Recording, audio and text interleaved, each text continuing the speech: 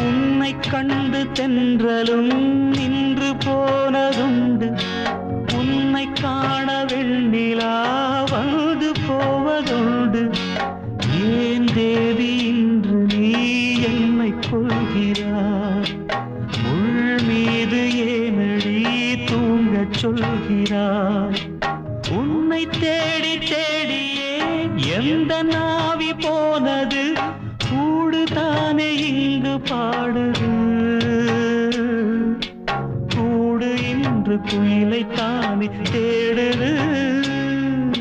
நான் பாடும் மௌன ராகம் கேட்கவில்லையா? என் காதல் ராணி இன்னும் தூங்கவில்லையா?